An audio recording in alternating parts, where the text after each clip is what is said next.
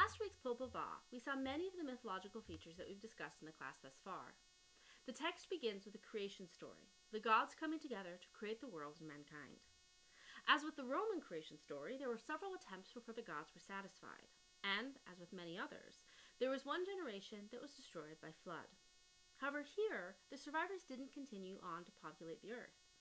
They became instead monkeys, a reminder by deficit of what makes us human according to the Quiche Mayan people: heart, spirit, and obedience to the gods. In the next section, we saw the defeat of Seven Macaw, who had grown too proud and claimed the works of the gods for himself, and we were introduced to our trickster twins, one of two sets who would have ventures both in our world and the world of the dead. In Book 3, we see their contest with the gods of the dead. First, the original set of twins are challenged by the lords of the dead to a ball game and are defeated. They are killed, and one of the brothers has his skull thrown in a tree. This skull sweet-talks the daughter of one of the lords, spits in her hand, and impregnates her with another set of twins. These two will use their trickster skills to bring down the lords of the dead and diminish the power of death on earth. The final section returns to the story of the creation of mankind with the last, finally successful attempt to create humans. These humans can think, work, and worship as the gods want them to. The Popova presents both internalist and externalist myths. We see the stories that explain how the world works. Macaw birds look like they do because of Seven Macaw's adventure. The calabash tree's fruit looks like a skull because the lords of the dead threw a skull there. These are great examples of externalist myth. They tell us why the world is the way it is. We also, though, hear stories explaining why people believe what they do and act as they do. Where are certain offerings made to the gods? Why do people value certain things? These are internalist myths. It's notable again just how familiar a lot of these elements are.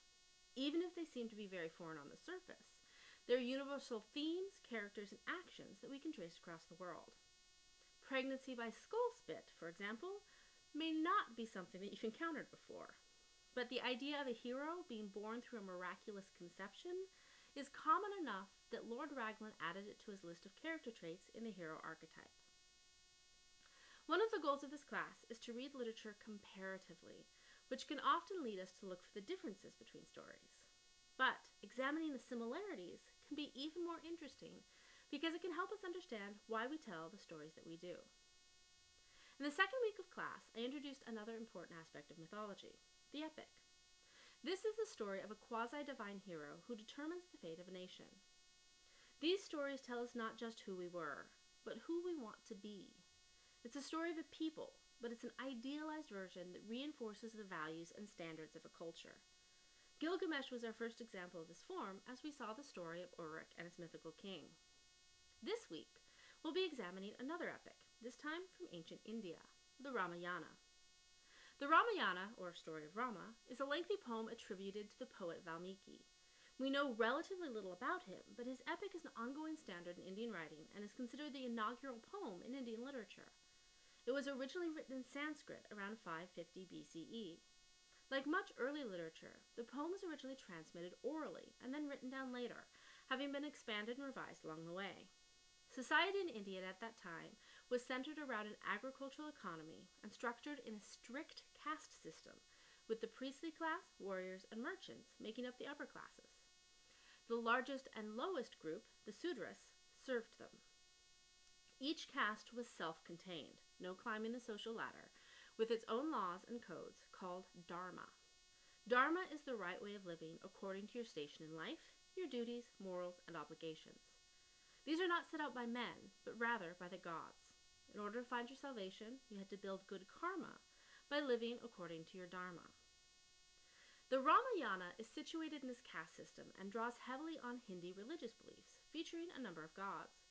Brahma, the creator, Shiva, the god of destruction and retribution, and Vishnu, the preserver of balance.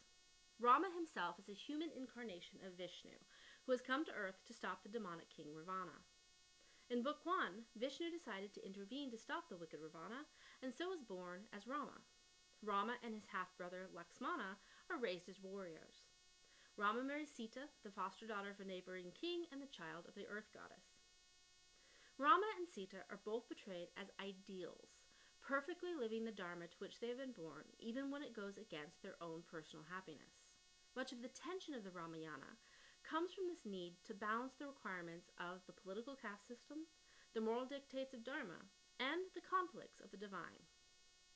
It is a text that is not just important religiously, but also culturally. Even today, the Ramayana is hugely influential, having been translated and adapted into books, movies, and TV shows in India, China, and the Middle East. As you read, ask yourself what lessons are being taught here. What is the text saying about how we as men and women should act? And how should the world we live in be understood and navigated? I've posted a crash course video if you want more insight into this important epic and culture. As always, you have your weekly discussion board and journal entry.